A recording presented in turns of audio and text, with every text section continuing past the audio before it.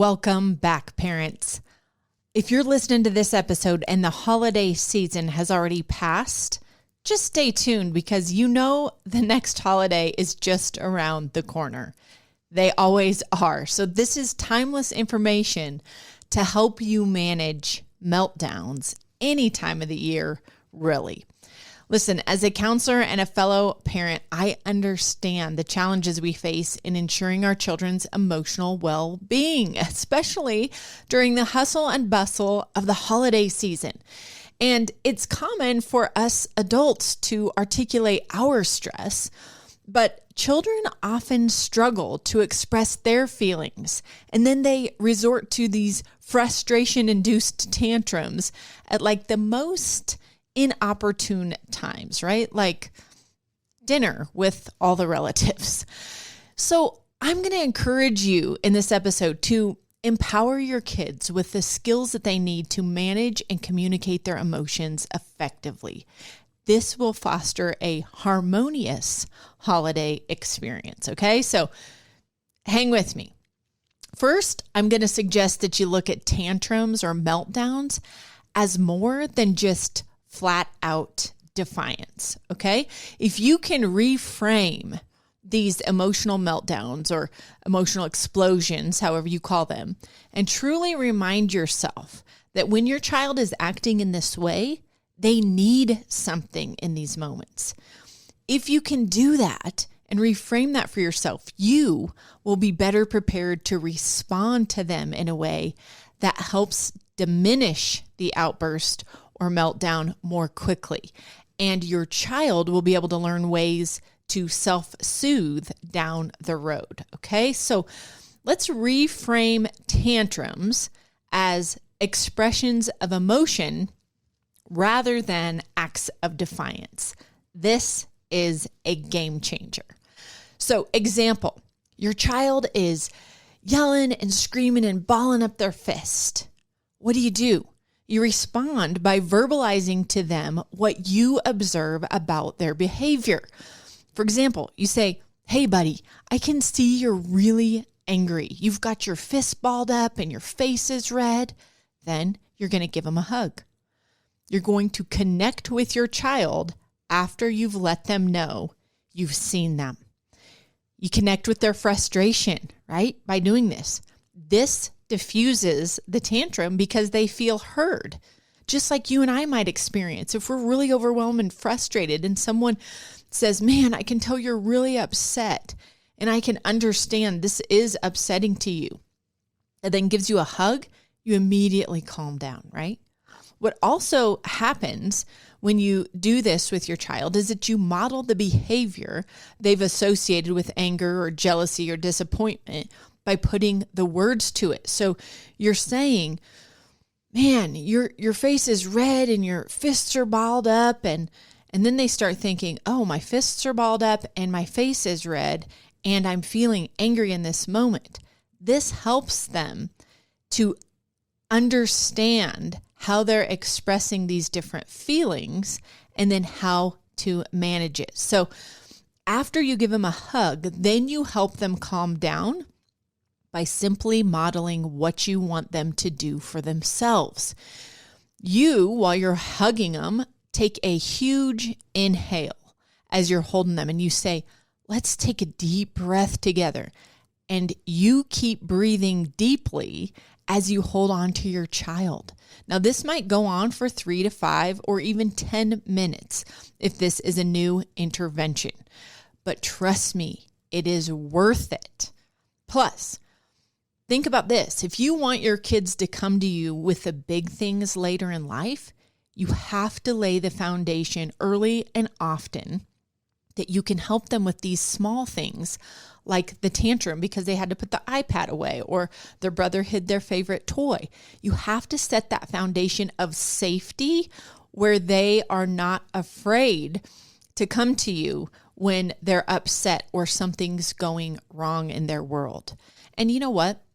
If you're around relatives or friends over the holiday, I don't want you to worry about what they might think of you if you comfort your child during a tantrum, because there's a lot of judgment, right? We can be so judgy in this parent world where we're going, oh my, they just hug them every time something goes wrong. And that kid needs discipline. They need to, right? Well, we never know someone's full situation or the temperament of the child or what they've tried before. And so we just suspend judgment. And also, don't worry about what other people think of us. We need to just focus on what is working for our family, for our kids.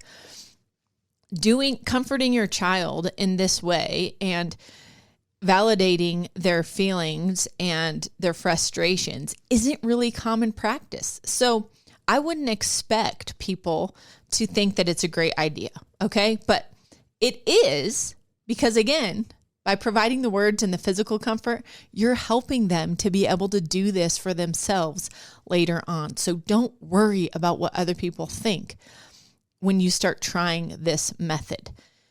And after the meltdown, the child still might have to pay some consequences if they've done something to hurt another child or they disrespected someone else. But the frequency and intensity of their meltdowns will diminish over time if this is your new way of responding to them. So be patient and stick to it when it comes to how you respond to your child when they are melting down. Here's some additional strategies to consider when you're on holiday or you're somewhere with your family where the schedule's a little different or the environment is different too. Number one, you got to just get back to the basics, right? Maintaining a little bit of balance is key to reducing everybody's stress, okay? So what I want you to do is just reflect on your family's individual needs during busy days. I love the acronym HALT, and I want you to remember it and teach it to your kids. HALT, H-A-L-T, is your checkpoint when you notice your kids or yourself getting a little overwhelmed or owly, okay? So HALT, H, hungry. Have I eaten in a while? Has my child had a healthy snack that will get his blood sugar back up to a normal range? Maybe we need to get some food. Hungry. A, angry. If someone's angry, maybe they need to make an apology. Maybe they need to make an apology or forgive someone, right? When we have situations or relationships that are unresolved and that are nagging at us, we become frustrated. We tend to be more emotionally expressive. So check yourself, ask your kids, hey, are you upset with someone or did someone hurt your feelings? And if they say yes, then facilitate a repair of that little rupture that happened, right? Let's go say we're sorry. Let's tell them that they hurt your feelings and see if we can repair this so that you can feel better. So that's angry. L, lonely. All of us act differently when we're feeling lonely, when we lack that connection, that human connection that we really, truly need. So if you're feeling lonely yourself, you may just call a friend or, get yourself around someone that you are comfortable with and you enjoy and take the step to make the connection. If your child feels like, man, it's been 3 days, I don't have any cousins to hang out with, or, it seems like the adults are spending so much time together, take some extra time to spend with your child one-on-one so that they can get that connection and not feel that loneliness that's contributing to their emotional distress. And the T is tired. How often does a lack of sleep just throw us all into a tailspin? Often. Guys, I remember having little kids and I would be overwhelmed and stressed and think, you know what, while I'm on vacation, I'm just going to have a couple glasses of wine, kick back. The kids can do what they want. Like, we'll repair all this later, but I need some time off. I want to encourage you to avoid the temptation to just kick back, drink a few glasses of wine, and pay no attention to whether your kids have had a nap in 3 days or gone to bed before 11 p.m. It's worth it to just have one glass of wine, keep them on their schedule, and be able to enjoy the rest of your holiday because their needs are being met. And I get it. Some of you will do like I did, and you'll just decide to unplug completely over the holidays and let your routine go completely out the window because you're exhausted and you just want a break yourself. Okay. You just have to recognize that doing so is going to cause you a lot more grief on the back end after the holidays are over. But if you understand that, you can decide whether that's worth it for you. I just recommend considering otherwise. So remember, HALT. HALT is your checkpoint when you start seeing the emotions popping out or boiling over. Hungry? Are you hungry? Angry? Do you need to repair a relationship? Lonely? You need some company, you need some connection? And tired? Do we need to stop and just take a nap or take a rest? And anytime you're checking in with your kids about these particular areas that may need attention, you don't want to be rude about bringing it up. Are you hungry? Are you angry? Let's go through HALT. You must be tired. No, we don't want to be condescending. We want to go on a hunt for the answer. We're kind of like an investigator. It's like, what's going on here? Let's figure this out because this isn't you. This is not your normal self. And so I want to help you, but I want to give you 4 words to check so that you can have those tools in your toolbox as well. So help them investigate and figure out where they can meet a need that might stave off a bigger meltdown or upset. And remember, meeting these basic needs is just super fundamental to preventing stress and frustration in both kids and us adults, okay? So use the same thing for yourself. And then another piece of advice is just to consider your child's unique temperament. Every child has unique needs and temperaments, just like we adults do. You know, I'll sit around and talk with my friends and be like, I thought I was an extrovert, but I think I'm more of an introvert because when I'm out and about, I really find myself craving alone time to just kind of refresh and recharge. Well, kids have those same different temperaments and personality types as well. So pay attention to how your child copes with overwhelming situations. The holidays can be super overstimulating, right? For adults and kids alike. And we are not all the same. So if your child seeks like independent play, they would rather just be over in the corner playing with a toy, and they've been around a bunch of cousins or family and friends or neighbors, make sure that you take a minute to just take them aside for 15 minutes or something and give them a little quiet space with a few toys to recharge, because that's important for them. If they struggle to slow down, you know those kids are wired and they're going, and you're like, I see the burnout coming, it's happening.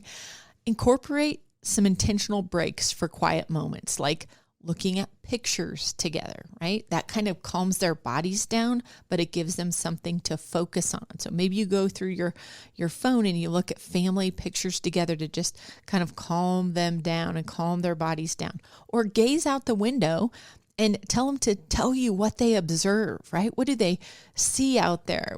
Tell them to name 5 things that they can see and 4 things that they can hear and 3 things that they can smell right now in the moment, right? You can do these mindful activities that still engage them, but they slow the body down in order for them to kind of catch their breath and relax. Understanding and catering to your child's temperament can significantly contribute to their emotional well-being. Again, this requires us to kind of step away from the crowd that we're socializing with, from maybe some of the things we want to do. But again, it is worth it, okay? Another piece of advice, teach some frustration management, so to speak.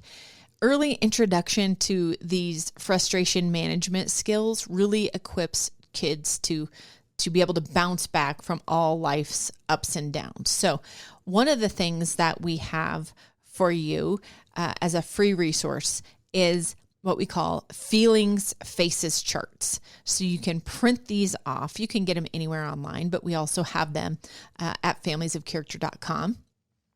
These feeling charts just have little emoji faces that show expressions that correspond with different feelings: disappointed, jealous, angry, ecstatic, excited. When a child can identify their feeling through another person, through a character in a story or an emoji face, it helps them to detach from what's going on inside of their mind and their body, get it in front of them where they can see it, and then be able to manage that. So using those feelings faces charts are very, very helpful. Another thing you can do is you can give them a blank sheet of paper and give them some colors and tell them to express their feelings using different colors. And maybe red is for mad, and, black is for furious, and yellow is for, calm or excited. And do allow them to express themselves through some coloring or writing or drawing. Kids really, really benefit from that. And child therapists use this a lot in play therapy with kids. Calming sensory activities. Kids love these things. I love kinetic sand. So if you buy some kinetic sand, you can pack it up in a little Tupperware container, put it in your purse. And if they need just some time to kind of play with this sand, kinetic sand is awesome because it's moist. And so it does not get all over the place and kind of become a big mess. It's more like a clay, but it has that sand texture that's really satisfying for kids to play with. So you could bring it out at a restaurant. You could bring it to, a family gathering, and they could use that sand to just manipulate it in their fingers and in their hands so that their body will calm down. Another activity we like to do if we have a little space for it and don't mind some cleanup is we'll put out a plastic tablecloth, and then we get like 2 or 3 bottles of shaving cream from the Dollar Tree, spray it on the tablecloth, and let kids use their fingers to draw different pictures in it, or make little snow, a snowman or a tree or an animal. And they really, really love that. You got to watch the little ones so they don't put it in their mouths or their eyes. But something simple like that just helps them to calm their bodies down and do something constructive with their hands. So those are some ways that you can help your child and just spend a few minutes calming down and managing emotions. Another thing is just pack along like all their favorite things, right? Not all of them, the whole room, and you got to have limits, right? But long days and nights can be really challenging when you're away from home or you have a lot of company at your house. So it's important to be prepared with a little bag. You could call it like a coping kit in case frustration strikes. So it could be their favorite toy, their blanket, their pacifier, the kinetic sand or Play-Doh, music, headphones so that they can, listen to some calming music, maybe coloring books, right? A stress ball, bubbles so that they can practice their deep breathing, right? And just blowing bubbles helps them to calm their system down. So make sure you pack just a little coping kit wherever you go for the holidays or whenever you're traveling or have people over, just to have that easily accessible. So I can't highlight this enough. Just consider when you're faced with a tantrum or meltdown with your kiddo. Remember, this is not an act of defiance. It is them saying, in the only way they know how right now, that they need something. And your job as a parent is not to match their emotion and join them at the level of their frustration and react back. But your job is to be the adult in the room, to take a breath and then make sure that you validate what you see, right? You're so angry right now, buddy. Your fists are balled, your face is red. I get it. You're really, really upset. You're really angry right now. give them a hug, hold them, take deep breaths while you're holding them, and they will start mimicking what your body is doing because they feel themselves start to come down a little because you've comforted them, and then they will model your deep breathing, which helps their nervous system to settle down so that their brain can actually get back online from that disconnect it made in that emotional explosion, and they can start using skills to calm down and re-engage with their friend or their family in the way that they really, truly want to behave. Okay? So reframe those tantrums as emotional expression trying to tell you something, okay? That is going to guide your child through moments of stress and frustration instead of inflame them to have another episode. And listen, if you want to hear more about diffusing tantrums and this same type of topic, please go back and listen to episode 57. It's titled Diffuse Tantrums in Record Time. And our featured guest there was Brooke Vincent. She's an awesome counselor in the Denver area, and she gives lots of examples of how to physically comfort and verbally validate during one of these tantrums or meltdowns with your kids. So be sure to check out episode 57 for more on this. Friends, we have got to think outside of the box when it comes to parenting. There's so many little hacks out there that we can try, and so much junk on social media that people say works and is good and will put the fear of God into your child. And we've been so used to reacting when our kids throw a fit. Then we tend to go right into a consequence that doesn't even fit the behavior, that it's just not working. Putting fear into our kids is not the way to condition the behavior that we want in them. Instead, helping them cope with big feelings by being able to put words to what's going on, and then behaviorally doing things like modeling deep breathing and soothing through calming movement is exactly what they need so that they can cope with whatever comes up for them in the future. Listen, parents, we have some really awesome news for you. We have kicked off our parent coaching courses, and they are packed with practical examples of this type of research-based parenting. So please join us. We'd love to have you in our group coaching. It's been such a pleasure to be the coach of awesome parents like you who want better for their families, but just need a little bit of a guide over the course of a couple weeks to just get on track and practice some of these things and get in a routine with it. And then have the ability to ask some questions and get that professional guidance that is so often needed. So go to familiesofcharacter.com, click on our shop button, and make a choice today to improve your parenting so that you and your kids can truly thrive in family life. And guys, if you're looking for some screen-free entertainment for your kids, which we got to be looking for that on the regular, right? Our kids' journal, it's called The Best Me I Can Be. It's for sale in our shop now.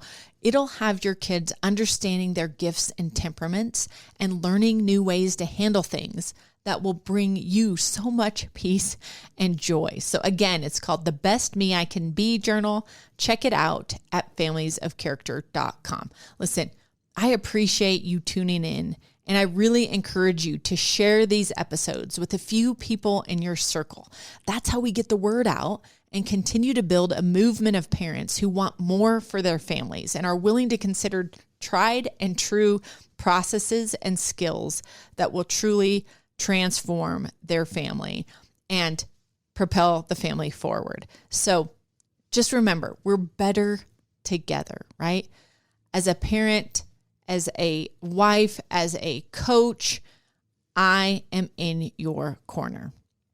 Jordan Langdon signing off. Take care. You got this.